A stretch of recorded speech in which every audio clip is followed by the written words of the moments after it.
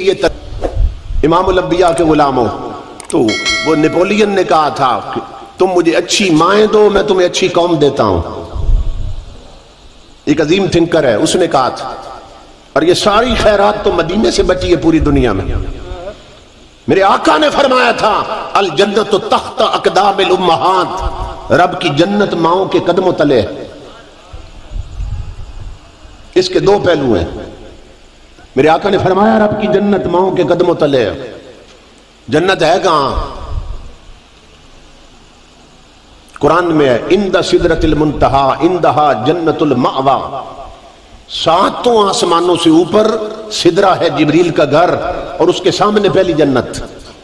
اور جنت 8 قسم کی ہے، باقی جنتیں اس سے بھی اوپر ہیں. تو جو پہلی جنت ہے وہ سدرہ کے بالمقابل ہے، سدرہ کے اپوزٹ جنت ہے کہاں؟ ساتوں آسمانوں سے اوپر. امام الانبیاء کے غلاموں غور کرو، ہے اتنی اونچی مگر ماں کے قدموں کے نیچے ہے. یہ نہیں فرمایا کہ ماں کے قدموں کے برابر ہے جنت. تحت اقدام الامہات، ماں کے قدموں تلے ہے جنت. اور صرف وہ جنت نہیں، ہر بندے کے لیے نا اس کے عملوں کے حساب سے جنت. 8 قسم کی جنتیں ہیں. جب پہلی اتنی اونچی ہے تو باقی 7 کتنی اونچی ہوں گی؟ اب یہ رب جانتا ہے کون کس جنت میں جائے گا. تو جو جس جنت کا بھی رہنے والا ہے، امام الانبیاء کے غلاموں، میرے آقا نے فرمایا اس کی جنت اس کے ماں کے پاؤں تلے ہے. یہ غور کرنا، جنت ماؤں کے قدموں تلے ہے. تو کیا نتیجہ نکلا کہ جس مقام پر جنت کی بلندی ختم ہوتی ہے وہاں سے ماں کے تلوے شروع ہوتے ہیں.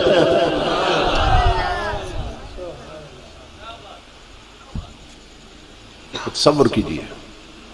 تو امام الانبیاء کے غلاموں، ایک معنی تو یہ ہے کہ ماؤں کے قدموں تلے جنت، یعنی جو ماں کی خدمت کرے اسے جنت مل جاتی.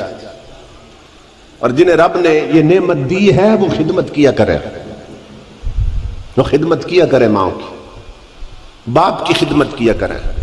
حضرت بابا فرید گنج شکر لکھتے ہیں رحمت اللہ تعالی علیہ.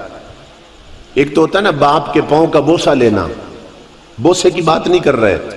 وہ فرماتے ہیں کہ اگر کوئی بندہ اپنے باپ کے پاؤں کے تلووں کے ساتھ ایک بار اپنی زبان لگا دے،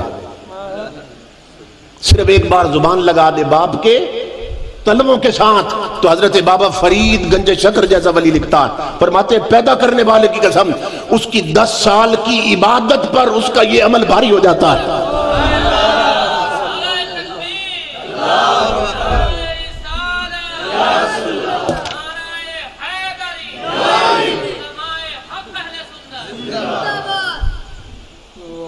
حضرت شیخ ابو اسحاق بہت بڑے محدث ہیں.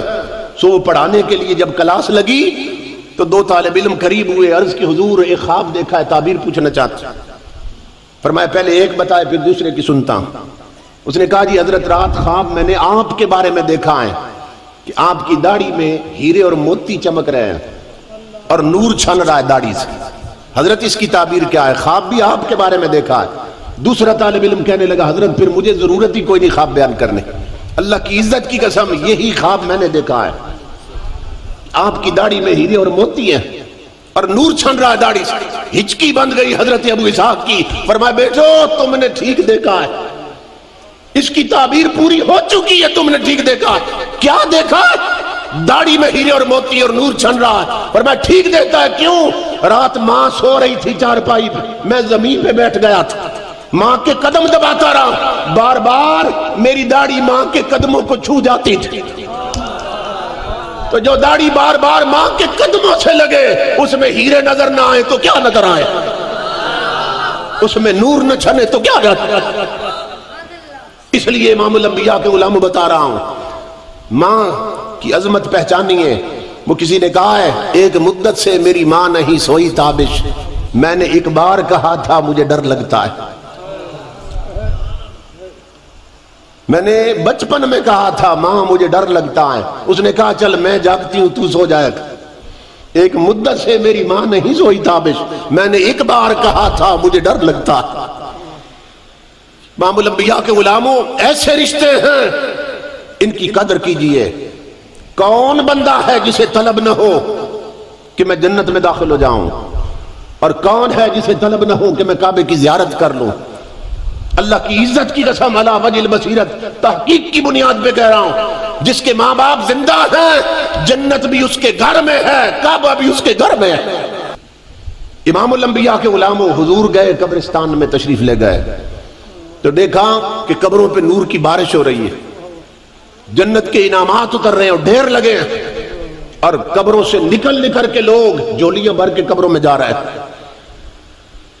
قبروں میں عید کا سما ہے۔ امام الانبیاء کی نظر پڑی ایک خاتون پر جو سونے کے تخت پہ بیٹھی تھی، سونے کے تخت پہ بیٹھی، اور وہ ٹس سے مس نہیں ہو رہی، مطمئن ہو کے اپنے تخت پہ بیٹھی ہے۔ باقی ساری دنیا وہ نعمتیں لوٹنے میں لگی ہے، جتنے بھی قبروں والے تھے وہ تخت پہ بیٹھی ہے سونے کے۔ امام الانبیاء تشریف لے گئے، وہ اٹھ کھڑی ہوئی، سلامی دی حضور کی بارگاہ میں۔ آقا نے فرمایا یہ نعمتیں اتر رہی ہیں، یہ جنت کا نور اتر رہا ہے، ساری دنیا لوٹ رہی ہے، کیا تجھے ضرورت نہیں؟ اس نے کہا حضرت مجھے ضرورت نہیں۔ فرمایا کیوں ضرورت نہیں؟ کہنے لگی آقا دنیا میں میرا ایک بیٹا ہے جو حافظ قرآن ہے، وہ مجھے پڑھ پڑھ کے اتنا بھیجتا رہتا ہے کہ قبر والوں میں اس نے مجھے غنی کر دیا،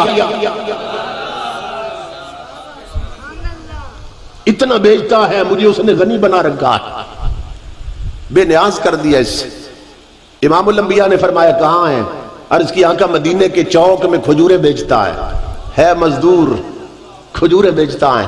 تاجدار کائنات تشریف لے گئے، گھر نہیں گئے، سیدھا اس کے پاس چلے گئے، اس نے سلامی دی۔ امام الانبیاء نے فرمایا ماذا تفعل و ماذا تقرأ، او میرے غلام کیا کر رہے ہو اور کیا پڑھ رہے ہو؟ حضور نے دیکھا کہ اس کے ہونٹ ہل رہے تھے اور کھجورے تول تول کے دے رہا ہے۔ میرے آقا نے فرمایا کیا کر رہے ہو اور کیا پڑھ رہے ہو؟ عرض کی آقا کر تو وہ رہا ہوں جو آپ دیکھ رہے ہیں، اور والدہ فوت ہو گئی، ماں نے حافظ قرآن بنایا تھا، بس ہر وقت قرآن پڑھ کے ماں کو بخشتا رہتا ہوں۔ امام الانبیاء نے فرمایا پھر آؤ میرے سینے لگ جاؤ۔ سینے لگایا، حضور نے ماتھا چوما، فرمایا سنو میں تیری ماں کو مل کے آیا، تیرے ثواب بھیجنے کے عمل نے قبر والوں میں تیری ماں کو غنی بنا دیا۔ تاجدار کائنات کے غلاموں، وہ لوگ خوش بخت ہیں اللہ کی عزت کی قسم کہ جن کے مرنے کے بعد ان کے لیے کوئی ہاتھ اٹھانے والا ہوتا ہے۔ میرے آقا نے فرمایا مل میت فی القبر الا کالغریق المتغوص ينتظر دعوة تلحقه من اب او ام او اخ او صدیق۔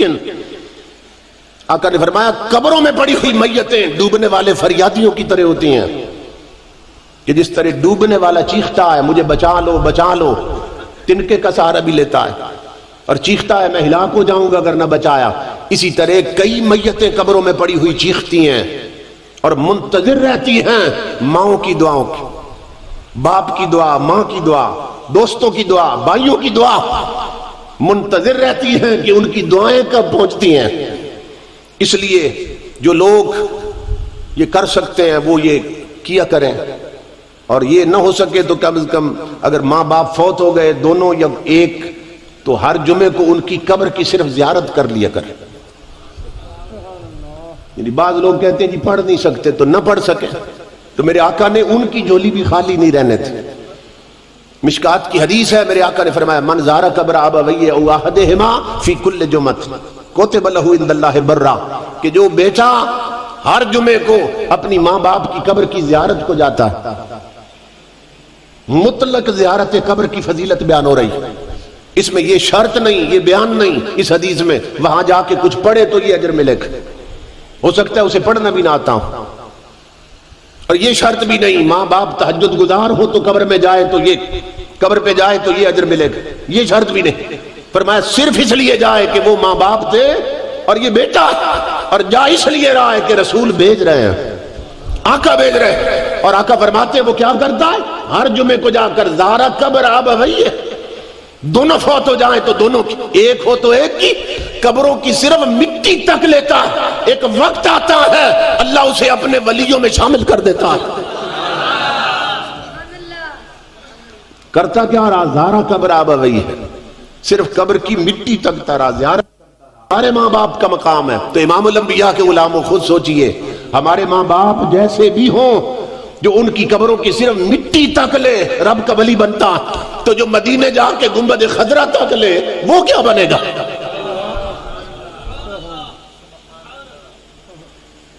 امام شامی لکھتے ہیں جس گنبد خضرا کا مقام یہ، صاحب گنبد خضرا کا مقام یہ، امام شامی لکھتے ہیں 70,000 نبیوں نے ہجرت کی تھی، اپنے وطن چھوڑے، مہاجر بنے اور مکے میں آ کے آباد ہوئے تھے۔ 70,000 نبی ہجرت کر رہے ہیں، مکے میں آباد ہو رہے، کیوں؟ جانتے تھے رب کا حبیب یہاں پیدا ہوگا، اس طلب میں مہاجر بنے تھے کہ ہم مکے میں جائیں، وہیں فوت ہو، وہیں قبریں بن جائیں، ہو سکتا ہے کسی دن رب کا حبیب ہماری قبروں پہ پھیرا لگا جائے۔